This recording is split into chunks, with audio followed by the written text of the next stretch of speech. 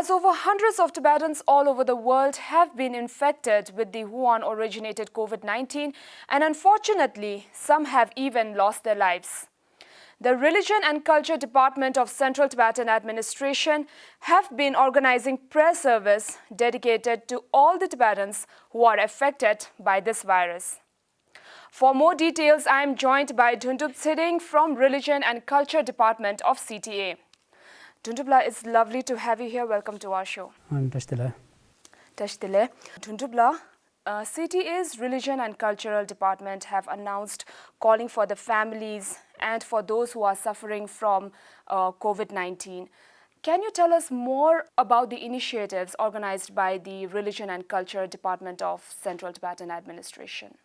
Since the beginning of COVID-19 crisis around the world, we began by conducting a review survey, a brief survey, in order to understand the present situations as well as the facilities that are available in the monastic institutions in relevant to the prevention measure for COVID-19.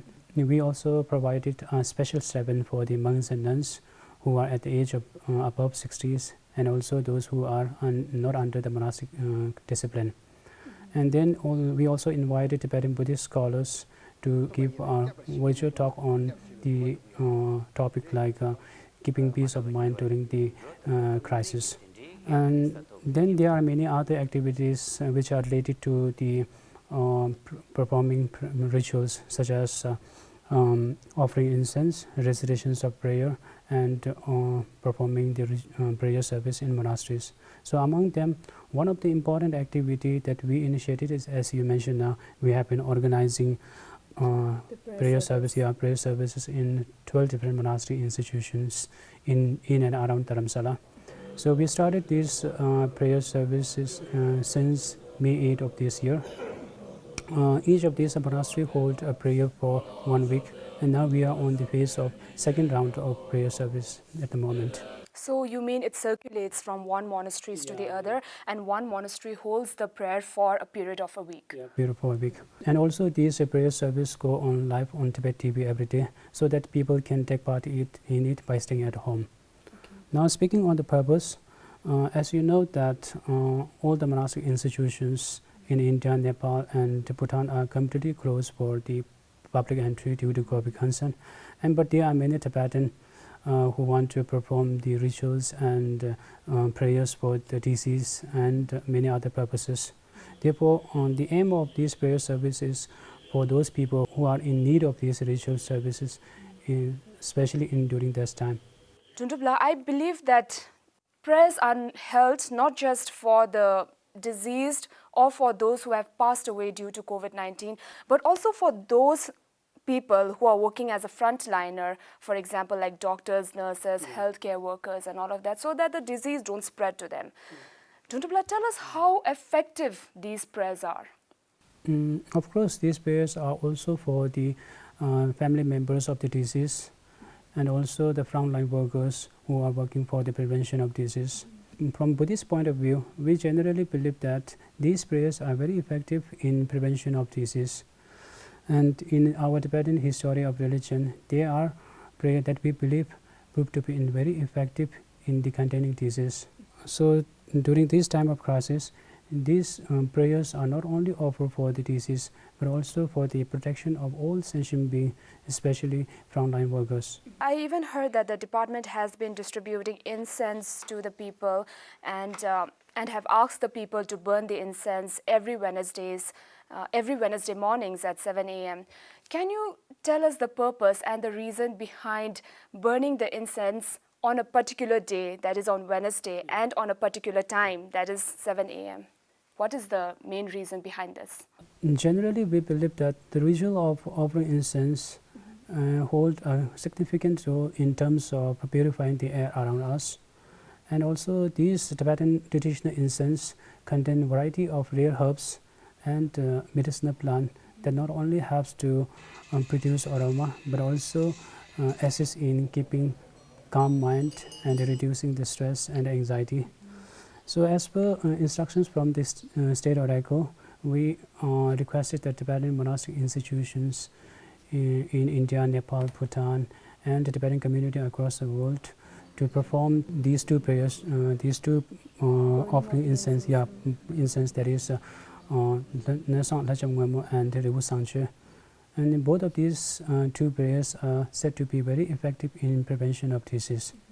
For example, Nasang Lachamwemo in this period is composed by Guru Rinpoche in 17th century during the reign of Tibetan King Tsering, when there was a disease and that spread across in Tibet and killed and took the lives of many people. So these particular prayers significantly have to eradicate the disease during that time. Likewise, now the same situation is happening around the world. So we believe that these prayers are very effective for the prevention and containment of the disease. Regarding the time and the day of the offering incense, both of these prayers to be performed on every Wednesday and the 10th day of Tibetan lunar calendar at 7 o'clock in the morning.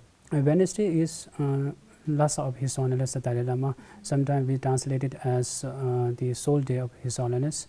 And 10th day of Tibetan lunar calendar is considered as one of the important or auspicious day in the month. And 7 o'clock in the morning is because normally all those kind of offering incense to be done early in the morning. Especially we requested His Holiness the Dalai Lama and other spiritual head of the Tibetan religious tradition to bless the ritual at the same time. Similarly, Tibetans have been asked to chant prayers and submit the number of prayers chanted by an individual to the religion department. How does this help in preventing the spread of the disease in general? Yeah, so far we had sent around 4 different circulars in Tibetan community across the world and Tibetan monastic institution for the recitation of prayer that instructed by the state oracle. The main purpose of this prayer is to earn the collective merit of all the Tibetan people for the long life of His Holiness the Dalai Lama and well-being of the all sentient being, especially during the crisis, COVID crisis, and also other natural disasters. So whenever these kind of the prayers instructions from the state oracle, we sorted out the prayers. There are some daily prayers that we used to send to the Tibetan community to recite, and there are certain prayer that can be performed only by the monks and nuns. So we send those prayers separately to the monastery to perform. Submitting the prayer chanted by the individual to our department is just only for the purpose of keeping record. But for the monasteries, when we receive the prayer report, we reimburse the expenses incurred on the prayer services. So all the initiatives that you have mentioned, how effective were they and what kind of response have you been getting by the Tibetan people? Yeah, all our initiatives received very well from the members of Tibetan community. Many positive response were received with regard to the series of virtual talk given by the Buddhist scholars on topic like on meditation and keeping peace of mind during the pandemic. And also the huge number of the Tibetan from all Tibetan settlement and the monks and nuns from the monastic institution in different parts of the India and Nepal have been actively performing prayers of burning incense.